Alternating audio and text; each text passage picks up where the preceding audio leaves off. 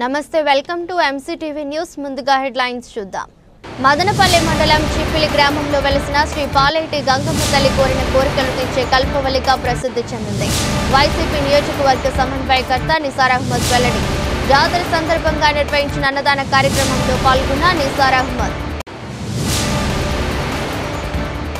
దైవం వంటి వైద్య వృత్తిని వ్యాపారం చేసి రోగులను దోచుకుంటున్న ప్రైవేట్ కార్పొరేట్ ఆసుపత్రులపై చర్యలు తీసుకోవాలి బహుజన యువసేన అధ్యక్షులు పునీత్ డిమాండ్ ఈ మేరకు మదనపల్లి సబ్ కలెక్టర్ కార్యాలయంలో వినతి పత్రం అందజేసిన బహుజన యువసేన నాయకులు మదనపల్లి మండలం చిప్పిలి గ్రామం నందు వెలసిన శ్రీ పాలేటి గంగమ్మ తల్లి కోరిన కోరికలు తీర్చే కల్పవల్లిగా ప్రసిద్ధి చెందిందని మదనపల్లి వైఎస్ఆర్ కాంగ్రెస్ పార్టీ సమన్వయకర్త నిసార్ అహ్మద్ కొనియాడారు నేడు మదనపల్లి రూరల్ మండలం చిప్పిలి నందు జరిగిన పాలేటి గంగమ్మ పూజా కార్యక్రమంలో ఆయన పాల్గొన్నారు ఈ సందర్భంగా స్థానిక వైఎస్ఆర్ కాంగ్రెస్ పార్టీ నాయకులు నిసార్ అహ్మద్ కు ఘన స్వాగతం పలికి దర్శన ఏర్పాట్లు చేశారు అమ్మవారికి భక్తి శ్రద్ధలతో పూజలు చేసి తీర్థ ప్రసాదాలు స్వీకరించారు అనంతరం జరిగిన అన్నదాన కార్యక్రమంలో పాల్గొని భక్తులకు అన్నదానం నిర్వహించారు నిసార్ అహ్మద్ తో పాటు కురవంక సర్పంచ్ చలపతి వైఎస్ఆర్ కాంగ్రెస్ పార్టీ నాయకులు శేష చలపతి నాయుడు పొన్నుటిపాలెం మాజీ సర్పంచ్ మల్లిరెడ్డి మునిశంకర్ ఈశ్వర్ నాయక్ మహేష్ న్యాయవాది ఆనంద్ యాదవ్ ఆలయ చైర్మన్ విశ్వనాథ్ రెడ్డి వెంకటరమణారెడ్డి చిన్న కాజాపీర్ వైఎస్ఆర్ కాంగ్రెస్ పార్టీ నాయకులు పాల్గొన్నారు ఈరోజు చిప్పిలి గ్రామంలో పాలేటి గంగమ్మ దేవస్థానానికి ఇది చాలా పురాతనమైన దేవస్థానము ఇక్కడ వచ్చిన నేను పుట్టినప్పటి నుండి ఈ దేవస్థానాన్ని చూస్తున్నాను ఇప్పుడు దీనికి రీకన్స్ట్రక్షన్ చేయాలని చెప్పి గర్భగుడి పరిధి కూడా టేకప్ చేయడం జరిగింది దీనికి కానీ ఇక ఉండే లోకల్ గ్రామస్తులు కానీ చుట్టుపక్కల ఉండే వాళ్ళందరూ సహకారంతో ఇక్కడ పని కూడా స్టార్ట్ చేయడం జరిగింది ఈ మంచి దీంట్లో ఇప్పుడు అన్నదాన కార్యక్రమాలు కూడా ఇక్కడ చేస్తున్నారు ఇంత మంచి అకేషన్కు మమ్మల్ని తర్వాత మన శేషాచలపతి నాయుడు గారికి మన చలపతి మన సర్పంచ్ గారికి వీళ్ళందరూ ఇంకా చాలా ముఖ్యమైన అందరూ ఇక్కడ వచ్చినారు ఇక్కడ పార్టీలకు అతీతంగా కుల మతాలకు అతీతంగా ప్రతి ఒక్కరూ ఇక్కడ ఈ మంచి కార్యక్రమానికి హాజరైనారు ఇంత మంచి దేవస్థానానికి ఈరోజు ఇక్కడ జరిగిందంటే మేము అదే కోరుకుంటాము మా వంతు సహకారం కూడా దీనికి అన్ని రకాలుగా ఇక్కడ జాగా కూడా చాలా బాగుంది కన్స్ట్రక్షన్ కూడా చేసుకోవచ్చు కాంపౌండ్ వాల్స్ కానీ ఇంకా దేవాలయం ఇంప్రూవ్ చేసుకోవడం ఈవెన్ కళ్యాణ మండపం కూడా ఇక్కడ కట్టుకోవచ్చు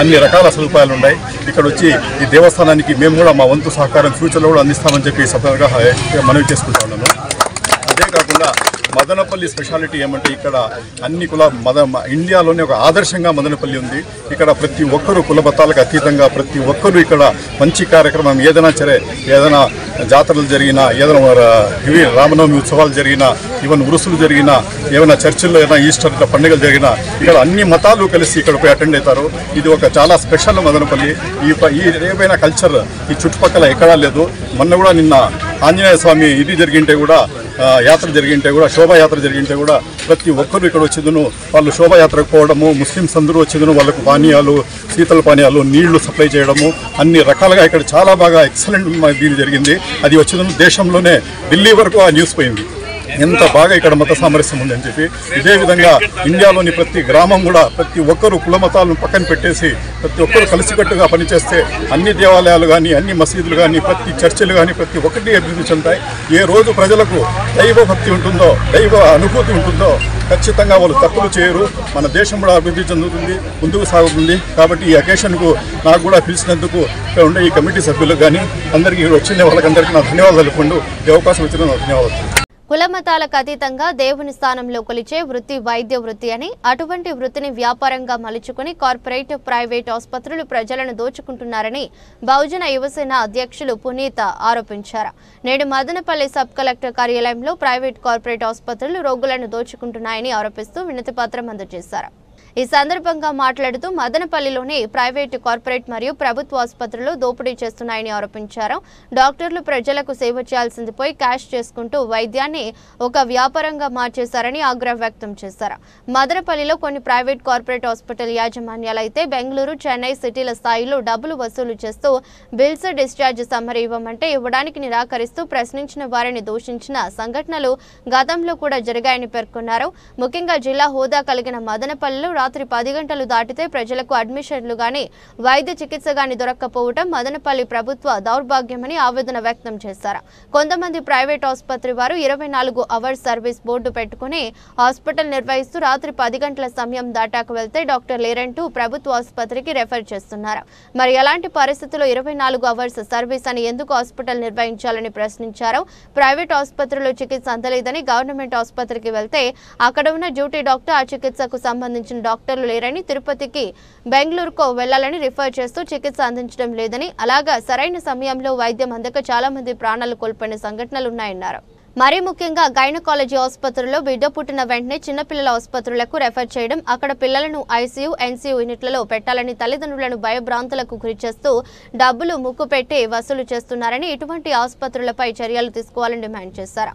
కార్యక్రమంలో బీవైఎస్ నాయకులు హరికృష్ణ, శ్రీనివాసులు, శశికుమార్, జిలానీ, బాషా, వినయ్, మహేష్ కుమార్, ఉదయ్, షరీఫ్, శశి, దేవేష్, శాండీ, బాలు, సాదిక్, హరి, సోము, మురళి, వేణు పాల్గొన్నారు. పరిజ్ఞానం లేకపోవడం వల్ల వారి దగ్గర చికిత్స అందిస్తూ చాలా మంది ప్రాణాలు కోల్పోయే పరిస్థితి కూడా ఈ రోజు మదనపల్లిలో నెలకొంది.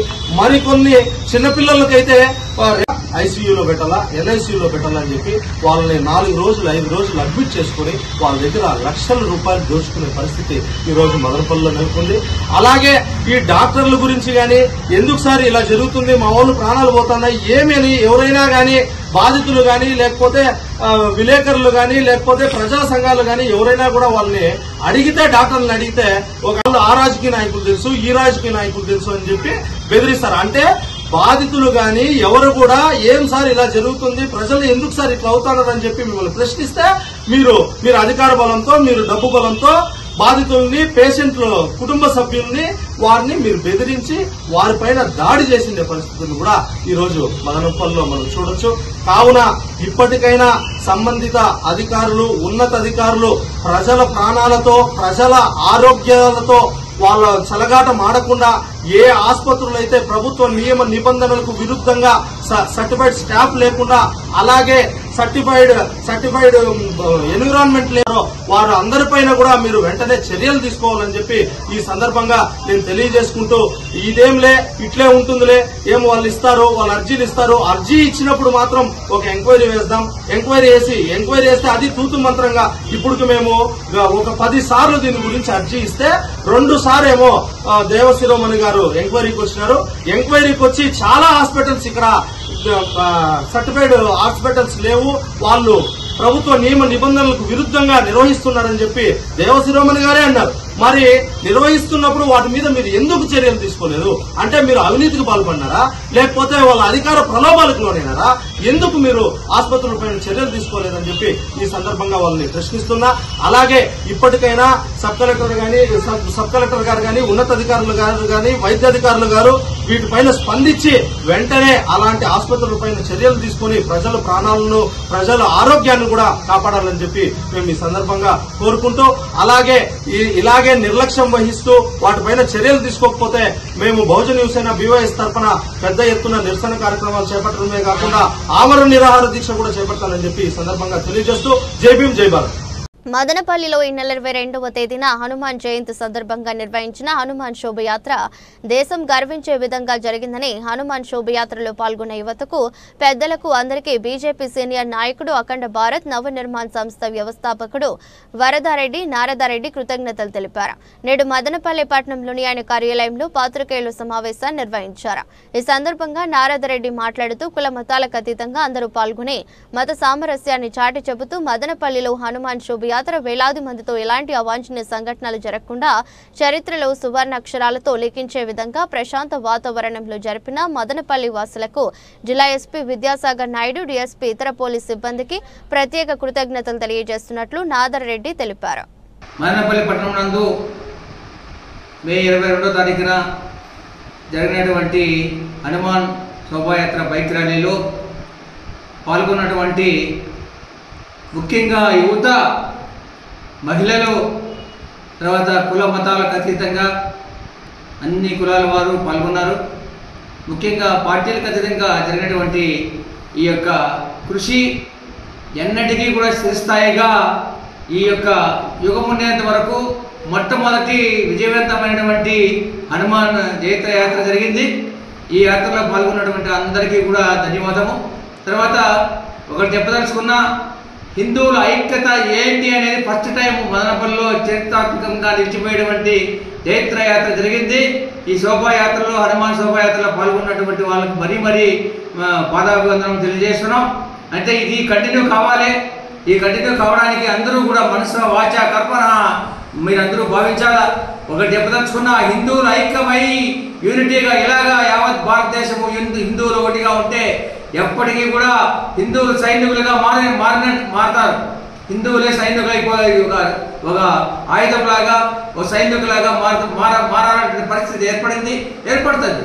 అలాగా అన్ని కులాల వాళ్ళు, భారతదేశంలో ఉండేటువంటి అన్ని కులాల వాళ్ళు ఏకమైతే కనుక ప్రపంచ దేశాలకే మనము సైనికులుగా మారుతాం.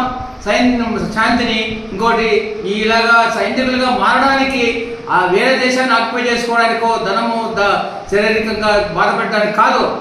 శాంతిని నెలకొల్పేటువంటి దేశం ఏదైనా ఉంది అంటే ఒక భారతదేశం.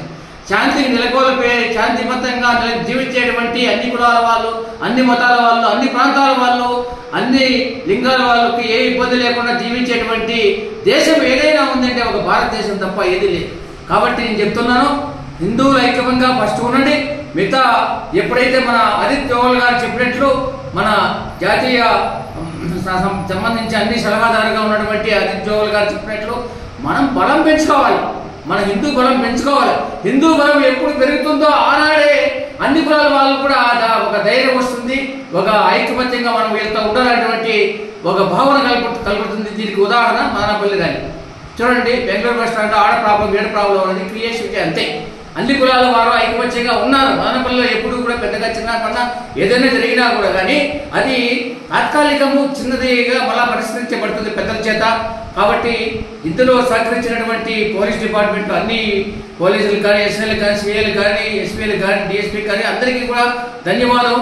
ఇది చిరస్థాయిగా ఇలాగే అందరికీ సహాయ సహకారం తీసుకోవాలా.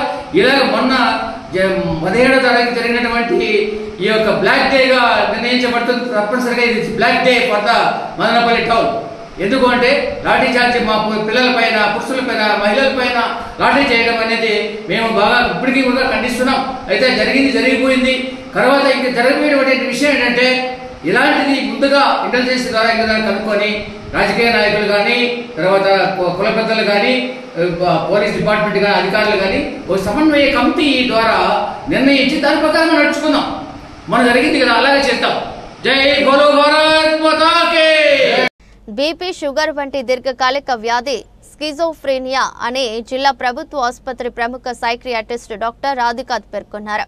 నేడు ప్రపంచ స్కిజోఫ్రీనియా దినోత్సవాన్ని పురస్కరించు ఆమె విలేకరుల సమావేశాన్ని నిర్వహించారు. ఈ సందర్భంగా రాధికా మాట్లాడుతూ వ్యాధిపై ప్రజల అవగాహన కల్పించేందుకు ప్రపంచ ఆరోగ్య సంస్థ ఈ దినోత్సవాన్ని నిర్వహించడం జరుగుతుందని చెప్పారు. ఈ వ్యాధి లక్షణాలు, వాటిని ఎలా గుర్తించాలి అన్న అంశాలను క్షుణ్ణంగా వివరించారు. మదనపల్లి జిల్లా ప్రభుత్వ ఆసుపత్రి నందు ఎమ్మెల్యే షాజాన్ బాషా చొరవతో సైకియాట్రిక్ విభాగానికి సంబంధించిన మందులు అందుబాటులో ఉన్నాయని తెలిపారు. Doctor Radhika, assistant professor, psychiatry department. ఈరోజు అంటే మే 24వ తేదీన మనం స్కిజోఫ్రీనియా అవేర్నెస్ డే. అంటే స్కిజోఫ్రీనియా అనేది ఒక మానసికమైన రుగ్మత. దీని గురించి చాలామందికి అవగాహన లేకపోవడం వల్ల ఈ పేషెంట్స్ కానీ, లేదంటే వాళ్ళ ఫ్యామిలీ కానీ చాలా ఇబ్బందులు పడతారు. ఈ పేషెంట్ కరెక్ట్ టైంలో మెడిసిన్స్ తీసుకోలేక జాబ్లో కానీ, లేక చదువులో కానీ చాలా వెనుకబడిపోతున్నారు. ఫంక్షనల్గా వాళ్ళు తగ్గిపోతున్నారనే ఉద్దేశంతో ఈ రోజుని స్కిజోఫ్రీనియా అవేర్నెస్ డే అంటే ఈ వ్యాధి గురించి ఒక అవగాహన కార్యక్రమానికి ఈ రోజుని మనకి అవేర్నెస్ డేగా ప్రకారం జరిగింది. స్కిజోఫ్రీనియా అనేది ఒక మానసికమైన రుగ్మత అండి. చాలామంది అనుకుంటారు ఇది ఒక స్ప్లిట్ పర్సనాలిటీ అని. అది కాదు. ఇది ఏంటంటే మనకి బీపీ, షుగర్ ఎలాగో అలాగే దీర్ఘకాలిక మానసిక రుగ్మత. దీనిలో ఏంటంటే ఎక్కువగా మిడిల్ ఏజ్లో వస్తూ ఉంటుంది.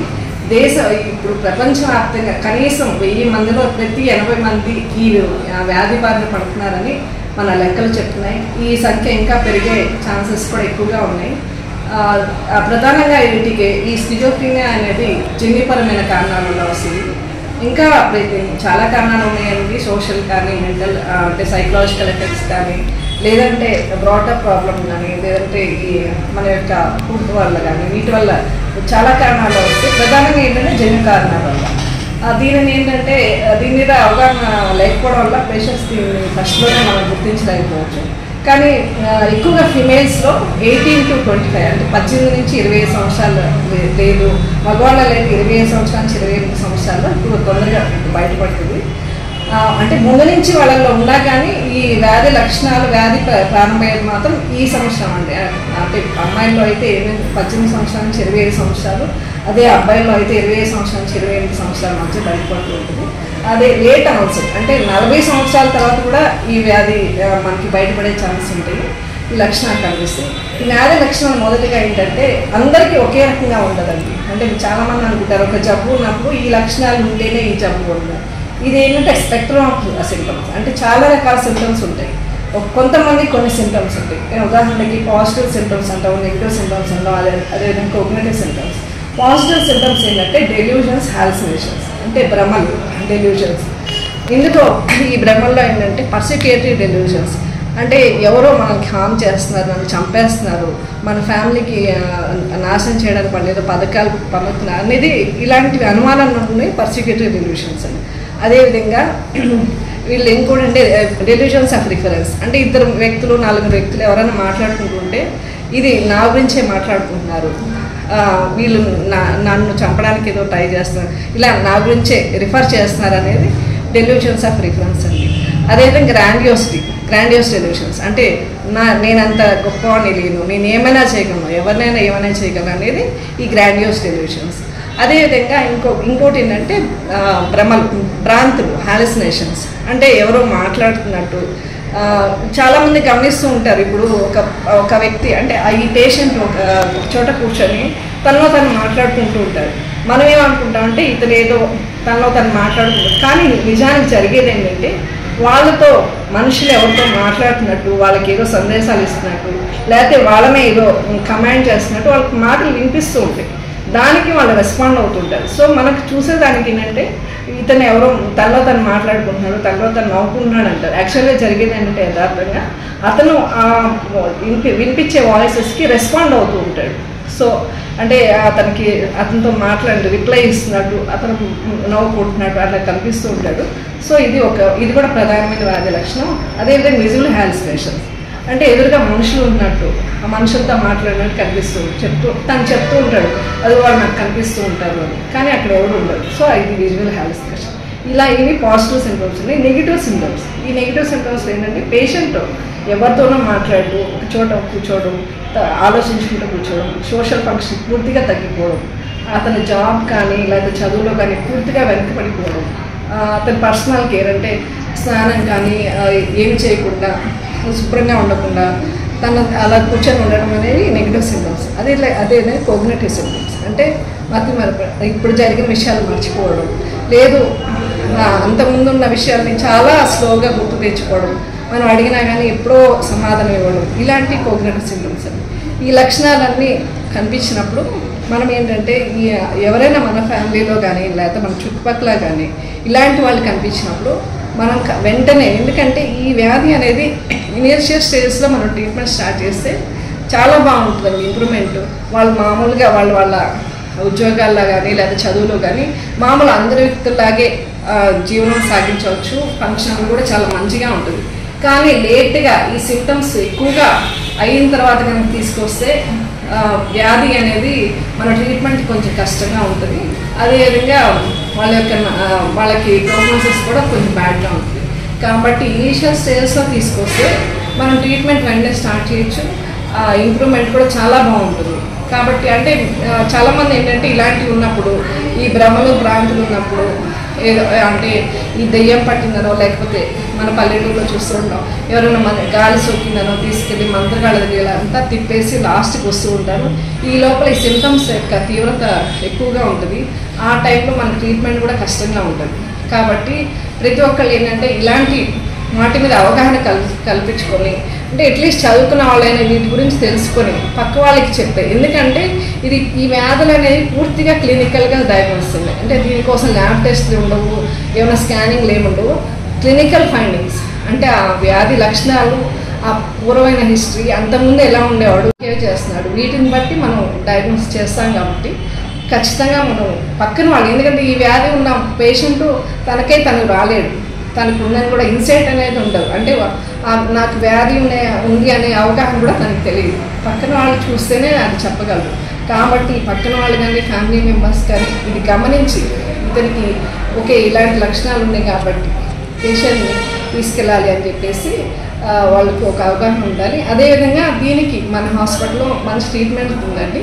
దీనికోసం మెడిసిన్స్ అన్నీ వచ్చి మన గౌరవనీయులైన ఎమ్మెల్యే గారి చొరవతో మన మెడిసిన్స్, సైకాట్రీ మెడిసిన్స్ అన్నీ దానికి జబ్బుకి సంబంధించినవి, అదేవిధంగా డిప్రెషన్కి సంబంధించినవి, యాంగ్జైటీ అన్ని మెడిసిన్స్ వచ్చినాయి.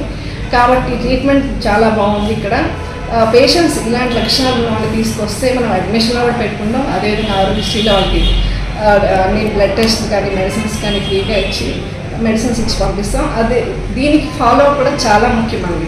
చాలామంది ఏంటంటే మెడిసిన్స్ ఒక 10 రోజులు తీసుకొని వ్యాధి తగ్గింది అని తీసుకెళ్ళిపోతారు.